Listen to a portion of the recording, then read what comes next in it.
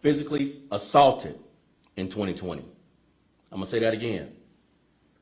An additional 563 officers have been physically assaulted in 2020, including an officer who was stabbed in her ballistic vest during this past weekend's officer-involved shooting. 880 officers have tested positive for COVID-19 so far this year. 880 have tested positive for COVID. 3 officers have died from COVID this year. Chicago should not question the dedication, commitment, bravery, and courage of its police officers. From 6 p.m. Friday through 11:59 Monday, there were 38 shooting incidents, 51 shooting victims, and 10 murders. Of those 51 shooting victims, 6 were juveniles, and tragically, this 8-year-old was fatally shot. De jour. Now I would like to turn it over to Chief of Detective Brendan Dinehan to provide updates on several ongoing investigations. Brendan.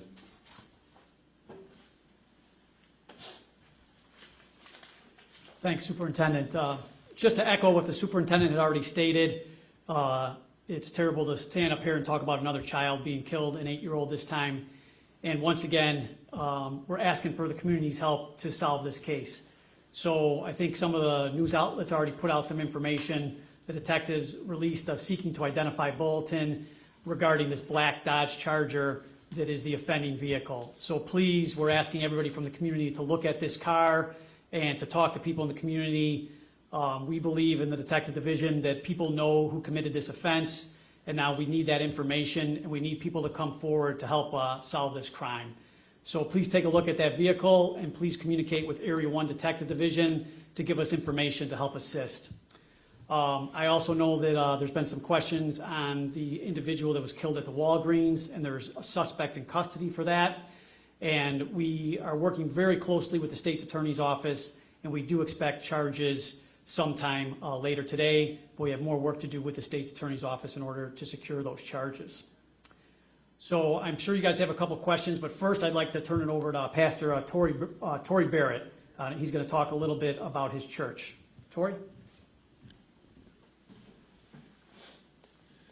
Thank you, Chief. Thank you, Superintendent. Appreciate you. Good morning, everyone. My name is Tori Barrett, and this senseless killing has to stop. I know it firsthand. When I was about 13 years ago, I lost a sister. Her name was Cleo, K-L-E-O, to this senseless violence that's happening. She was 27 years old, minister in my father's church, a deputy sheriff at Cook County Correctional Facility, engaged to be married, and her life was taken. And so I decided that I was going to do my piece to bring peace in this city. And so I started and opened the Cleo Center, which is an acronym now that stands for Keep Loving Each Other. And I founded the organization because of the tragedy that took place. And for us, what we've been able to do in the area that we serve is instill into these young people that they have choices. Economics. They need to have funds. And so we create a summer jobs program that we employ over 300 youth every year. Majority of the youth are referred to us by the Juvenile Detention Center. And so we're able to work with these young people to keep them safe during the summer. We also turned them into entrepreneurs. A young man, Anthony Collins, who grew up in the Cleo Center from a little boy. And now Anthony has his own company where he wires security cameras throughout the city of Chicago because he decided that he had a choice working through the Cleo Center. This homeless youth population. I was tired of seeing homeless youth and other folks who say that they can't afford to have quality housing in their neighborhood. And so we created and developed a $23.5 million housing complex called the Cleo Art Residences, where we had only 58 units, but we had 1,000 applications. And it's because these young people trust us because of the work that we've done to invest in them. In addition to creating the housing development, there's a retail space. And so once again, we say, how do we take young people from this community, turn them into entrepreneurs, and allow them the opportunity to serve? So we have a young man, name of his company is Chasing 23.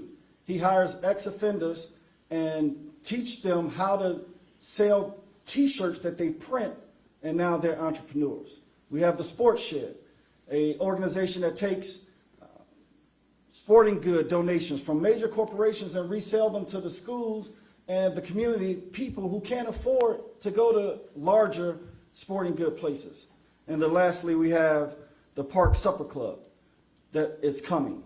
And this Park Supper Club, we've been working with Commander Wallace from the 2nd District, Sergeant Walton, and our Alderman Taylor to bring a dining experience that people don't have to go to.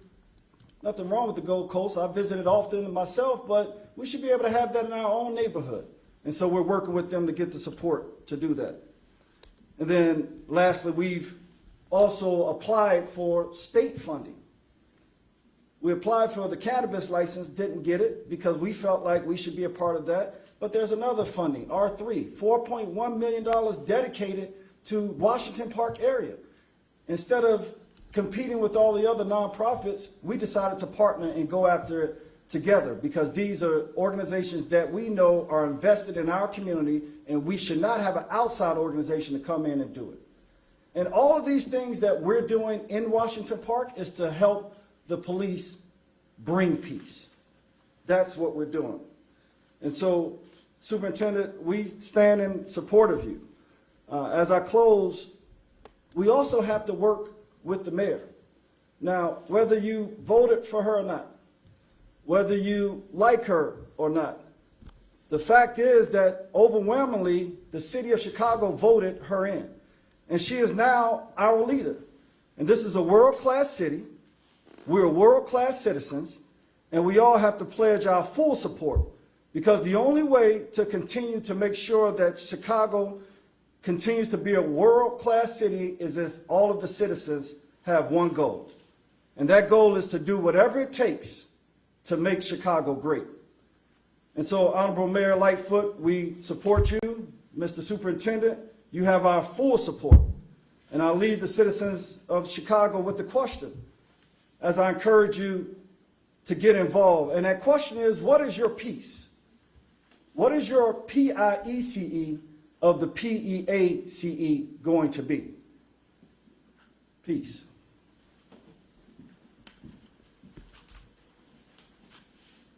Thank you, Pastor Barrett. Now we'll take questions. Superintendent, any motive identified for the shooting back in the yards for the 8-year-old?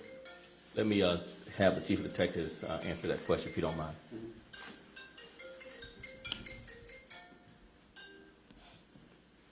So your question was, is there a motive at this time? So there's we don't have a definitive motive, but there's a ongoing gang conflict in the area, and it's possible that other people that were in this vehicle were the targets. Obviously, the 8-year-old was not, but it doesn't appear that it was a random act. It appears that the people from this vehicle were definitely targeting someone in that car or someone they thought should have been in that car. So it's an ongoing gang-on-gang or group-on-group violence. Do you know how long that gang conflict's been going on? I don't have a definitive, like you said, but for an extended period of time in that specific area. Do you know who else was in that car with the 8-year-old? Sure, the detectives know. I'm not gonna. I mean, those are witnesses, and obviously they're suffering an extreme tragedy right now. But the detectives are working with the other people in the car to help try to move this case forward. But right now, they're obviously in a grieving mode at this point. But detectives still need to speak with them further to help push this case along. But yes, we do know who's in the vehicle. But their family, Yes, father and mother? I'm not going to go that far. Superintendent, we talk often about ways to lower violent crime overall in the city, and I know that's something you focus on this summer, even going into Labor Day weekend. Is there anything that you think can be done or is in the works to specifically try to curtail these violent crimes that are being carried out against children? Because this has been an especially bloody summer when it comes to children being the victims of these shootings.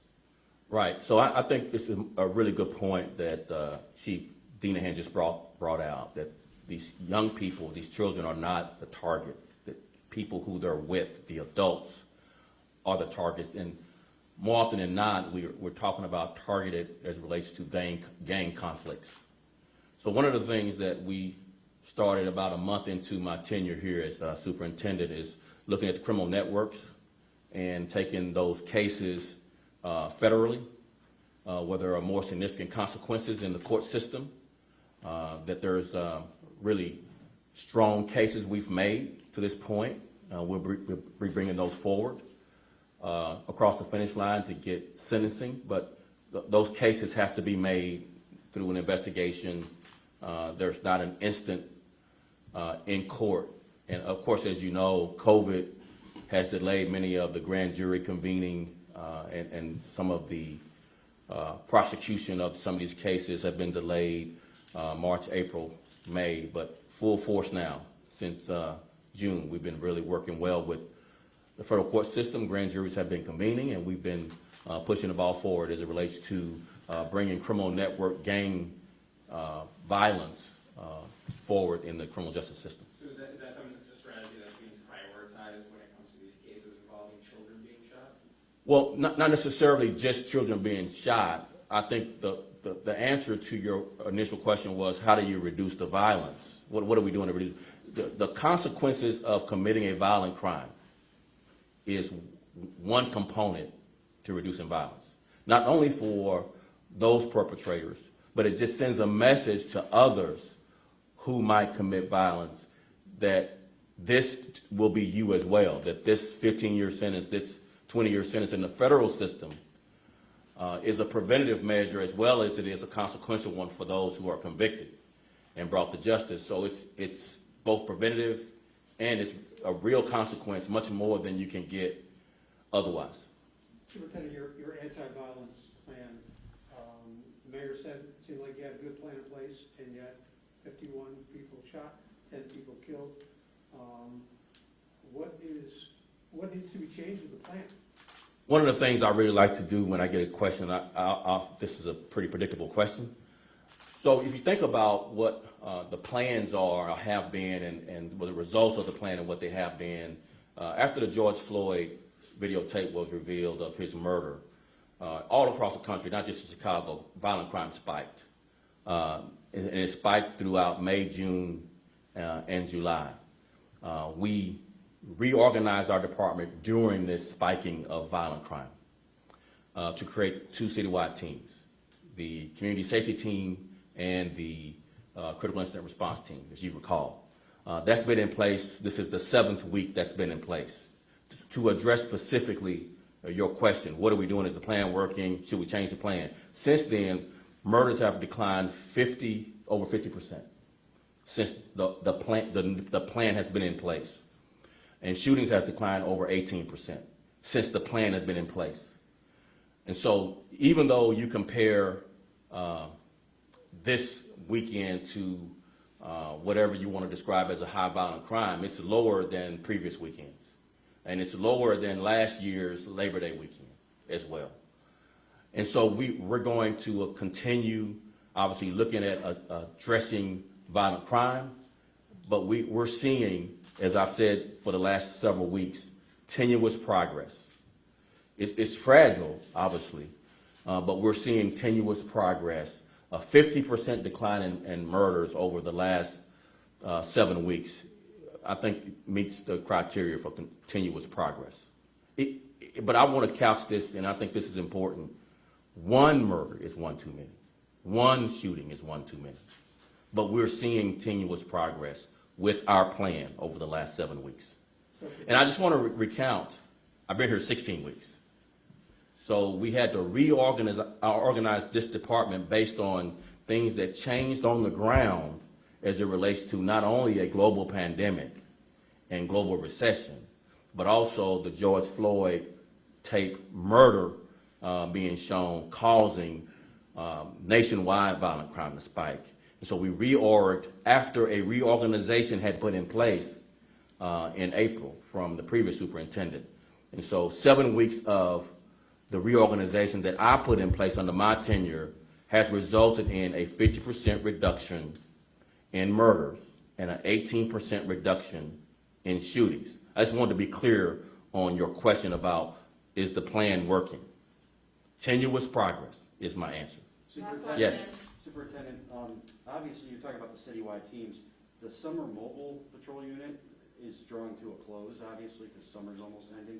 So those additional 200 or so officers, are those officers going to be absorbed into the community safety team and the insert going forward?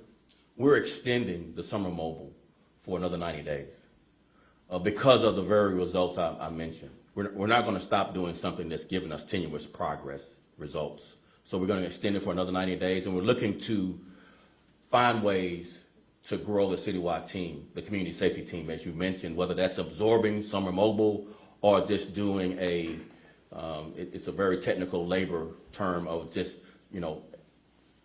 asking for more volunteers to join the team or drafting more volunteers to join the team. And those two citywide teams, CERT and community safety team, that's separate from summer mobile once again, I just making Yes, sure. it is. It's a separate reorganization that I put in place. So all three are coexisting? Yes, definitely. And showing tenuous progress. 50% reduction in murders, 18% reduction in shootings since they've been implemented. Can you clarify, the numbers from Labor Day this year versus last year? Are you saying that it's a decline in the number of shooting victims and murders this year versus last year? Yeah, very, very small, but yeah, a decline. Because we had the opposite. I follow the news, but I was. Yeah, follow up with us. Is there anything that could have been done to prevent the shooting of the 8-year-old? Consequences for illegal gun possession. It's our mission. These are people who possess guns illegally for the most part, and it's a catch and release court system. A damn shame, as I mentioned. Thanks a lot, guys. Thank you.